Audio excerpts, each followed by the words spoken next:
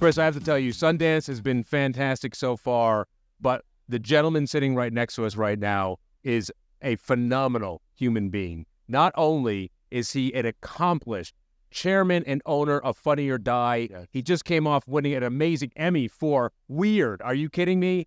Henry R. Muñoz III, what an incredible individual. But more importantly than that, this is a man that is changing the vision of the future for diverse, not only filmmakers, but individuals all around the world.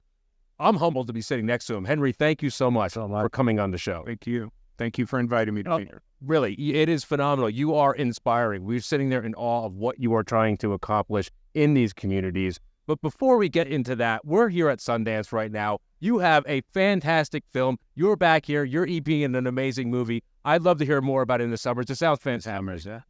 In the Summers is going to debut here at Sundance, which is a fantastic thing. I met these young filmmakers about 2 years ago. You know, it's interesting. In Hollywood, I've been mentored by people who are younger than me, who've taken me under their wing and shown me what it is to be a leader in the entertainment industry. And 3 of them said, we want to form this company. You know, they have had terrific careers as individuals. They've worked at A24. They've worked with amazing talent. That they said, you know what, we think it's time to honor and to elevate Latino voices, which is important to me already. And so they brought their slate of films to me, and I decided to support them, to mentor them, to bring what I could to their effort. And the very first movie that is finished is called In the Summers. It's got some amazing talent in it. It's Residente. First film. It has Sasha Calle and Leslie Grace, 2 actresses that I love and have followed for years. And it tells a very compelling story about family. And I love that it is directed by a person, first feature film, also Latina, Latinx, LGBTQ+. And so everything came together, and I'm so honored to be here at Sundance within the Summers. To have a film like that with a community around it, look what you're supporting, really. You're mentoring this first-time feature film director. They're coming in from the community. It's amazing. That must feel, how does that feel for you to look at them the first time they saw the cut? And were you sitting next to them? Were you with them? The feedback you got from them to say, Henry, thank you. That must have been a great feeling to say you helped get this off the ground. You know, we all have to find our opportunity, right? And the most important thing I can do at this point in my life and in my career is mentor other people. So to be a part of giving them a chance to tell this story, you know, the director really tells her stories. This is in some ways a film about her culture and her family and her experiences. And I have been around the industry just long enough to know that we don't have enough opportunities to do that. So quite honestly, it's a privilege for me to be a part of this community of filmmakers who are mentoring each other and who are bringing opportunity to each other. And yeah, of course they're excited. I mean, this is a big deal. It's a big deal, right? We just haven't been here before. And I think it's going to do very well. As do we. And it must be so exciting for the are you looking for distribution here? Are they going to take it to other festivals? Do you have any idea of kind of the path line that this amazing film is going to be going through? I hope somebody will buy it. Yes. And give it the wide distribution that it deserves, because it's a story that should be heard by young people in this country and for sure in Latin American countries and by everybody. It's a story that is important, I think, to humanity at this point in our history. It's beautiful. I love what you do because you're giving people a voice, not only on Funny or Die, but also now with this film. How do you feel about doing that with your other program, Funny or Die? Well, Funny or Die, you know, I just thought, I mean, I first met the leaders at Funny or Die when I was working with President Obama, and that moment taught me the importance of using humor during difficult times and to use content to explain important policy. So if you remember, President Obama, very surprising, sat between two ferns with Zach Galifianakis, really to talk about the Affordable Care Act, Obamacare. And years later, when I met the leadership of Funny or Die again, it was a similar situation. I had been working in the streets of New York in healthcare, testing and vaccinating people and feeding people. And the country needed to laugh. Humanity needed to laugh. But we also needed to share information and protect people, particularly people whose first language wasn't English, who were poor, people who were crowded into apartments. And so Eva Longoria, who's been my partner in also a first-time movie director this year, who has been my partner in activism and philanthropy, joined me in creating a Momento Latino, to share information with people. And that's what brought me together with Funny or Die. And then I ended up buying Funny or Die and learning so much. It wasn't lost on me that there are not enough of us, gay people, people of color, who have the opportunity and privilege to own entities in the entertainment business. And so I decided that I wouldn't be afraid, that I wouldn't be intimidated, and that I would jump in and buy Funny or Die and learn how to not only be a producer for myself, but to be a person who could bring people with me.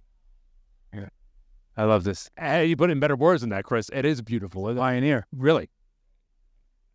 You know, I love what you all do with this podcast, because I think everybody dreams. I was sitting in the Emmy audience on the day that we celebrate Martin Luther King, and I thought, well, maybe we always haven't had a voice, but we deserve to have a dream. And today is the 15th anniversary of the inauguration of Barack Obama as President of the United States, and I'll never forget standing on the most precious land that the country has, the National Mall, and looking out at that sea of faces and thinking, maybe things are changing. So I believe in dreams. I was raised to believe not only in my own dream, but to try and make dreams possible for other people. And it's a very critical moment for that in the entertainment industry, because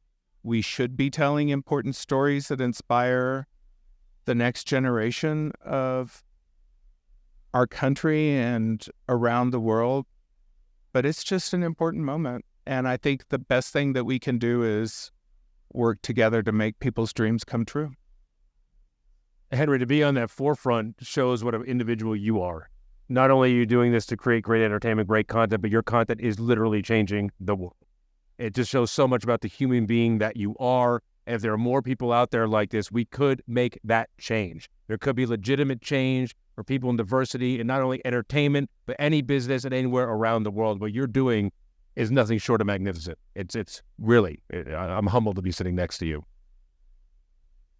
You know, I think I'm very lucky. I was raised in South Texas by a man and a woman who found each other and found in each other a commitment to improving other people's lives. My mother and my father were both labor leaders in the moment of the civil rights time in the country, where people recognized that they had to fight for basic human rights. Some of my first memories are of being on picket lines. And, you know, my dad used to always tell me, you know, the movement of a people begins with the steps of just one person. Yeah. And so my father was very highly educated, but we were never the people who had the big swimming pool or the new car or the fancy house. We were the people that were organized to take care of other people. And so I think that taught me, and probably set the direction of my career and my life, to learn how important that is and how fulfilling that could be. I mean, look at the amazing mentorship you're giving back right now. Obviously, your parents had that amazing impact on you to be there, to have that foundation. You are the foundation from some amazing people right now. So clearly, you had such a fantastic upbringing to have that opportunity, really, and it shows. And I've been given, I think the thing that I've learned about realizing your dream is that you can't be afraid, and that failure is a part of it. And if you take the failures that life gives you and you use them to move yourself ahead and move your idea ahead, it may be a setback, but you learn from it. And so I'm not scared anymore. I'm not. My parents and every experience I've had now have taught me that dreams come with hardship. Hope is born from difficulty. Dreams are realized out of many times the most difficult circumstances that you can possibly imagine. And if you don't allow yourself to be intimidated, then you can, I think I'm a really good designer. I think what my life has taught me is how to be a really good designer of transformation and change, and how to gather people around an idea that does transform an institution. The Smithsonian, I've been working for 30 years to help establish a National Latino Museum on the Mall in Washington, D.C. This year I will chair the opening of Stonewall as a national monument. I joke with the president that I'm the only person I know of that's ever taken the president of the United States to a gay bar that we know of. But, if you're not afraid and you think, okay, let me see how I can change a place, an idea, move it forward, deal with, that's why I think recognizing the importance of democracy and of politics is so important, because things don't change until you are in the places where people make decisions. That's true of the entertainment business. And so I think that's probably how I'm going to spend the rest of my career, trying to create this kind of change for myself and for my family and for my community. But in general, for people whose voices haven't been heard, because, there's a lot of beautiful stories to be told. What I'm loving, I'm hearing here this theme of family. Okay, you had your own personal family. Your father taught you how to go in the picket lines. What I'm seeing here is a family. We're all brothers and sisters here in this world. What benefits the whole is what's important. And we have to have a voice here to make those changes. Well, and I think like Sundance is a perfect example of that, because, it is a place that is meant to inspire young filmmakers, that gives them an opportunity to participate in fellowships and educational opportunities that they wouldn't normally get. Doesn't matter where they came from. And so by its very nature, the culture of this place is critical, I think, to developing the family that will be the next generation of filmmakers, producers, actors, and diversity is front and center. And I do think that family is important, because I think, again, we're living in a moment where, it could go either way. And so, to your point of dreaming, there are those people who would have you believe that the American dream isn't big enough for all of us. And so we have to divide ourselves from each other and say, you can't have this because I already have it. And that's never the truth. And so if you treat yourself and your colleagues and your community, and not just your community, but others with love and respect, I think we'll get through that moment. But I think we're living in a moment where people would have you believe that our American dream isn't big enough for all of us, so they want to divide us from each other. We talk about, if it's not big enough, I have to hold on to what I have. I shouldn't help other people achieve what they see. There's a jealousy, and that's never the right direction. It's never the right thing to bet against this dream that our country shares with the rest of the world. And so I think as long as you treat people with love and respect, and you create a culture around yourself that is family, familial, collegial, based on respect, things will turn out okay. I mean, I haven't been in the entertainment industry for very long, and just this week realized a dream to put, I mean, can you imagine somebody like me being a producer of a late night show with talent that is LGBTQ and women and people of color? The first time that's really happened in late night on a network like CBS. I mean, CBS has been a tremendous hero in fostering that environment. But I think the most important thing about it is that when you work around those people, you can see that the culture of that place is supportive and respectful, and everybody positively feeds off of each other. It was the same with this movie, that my first movie, Weird, where, shot in 28 days for almost zero money, and people came together because, they love Weird Al Yankovic, and they love Funny or Die, and they wanted to be there and be a part of the experience. So I'm beginning to learn to see in person, how it works, even in entertainment, when you treat each other like family. Henry, Funny or Die, what an amazing aspect. I mean, legendary, right? Yes. What is the future? What are we going to see in the future for Funny or Die? Very exciting to see the direction you're taking this whole entity that's out there. Well, Funny or Die is 15 years old, so we just celebrated our quinceañera. I would never have dreamed that I would buy Funny or Die from Will Ferrell and be mentored not only by him, but by these very experienced creators.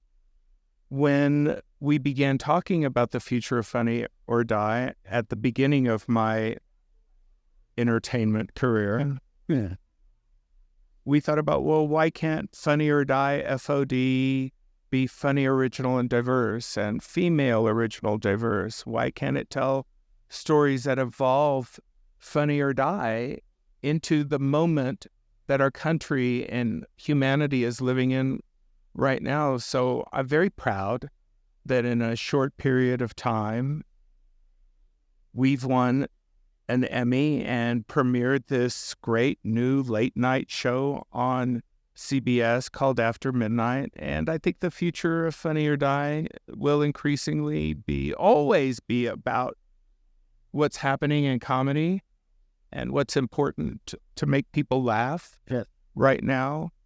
But we're headed in a direction, I think, that is very exciting because it is expanding the idea of comedy for this time. And so,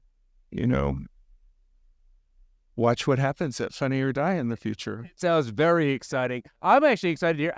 It must feel so good for the staff, the people involved with Funny or Die, to see this direction it's taking. Do you see their, a whole new morale? Kind of, where do you see their mindset going as you take it in this new direction? I think the people at Funny or Die are so happy to be back at work, creating and actually working on comedy. And when I stood backstage at the premiere of After Midnight, the excitement in that room to have, 50 people back at work, a really incredibly talented and diverse community, having a once-in-a-lifetime. I mean, it doesn't happen very often that you get to premiere a new late-night show. A once-in-a-lifetime opportunity that they earned, quite honestly.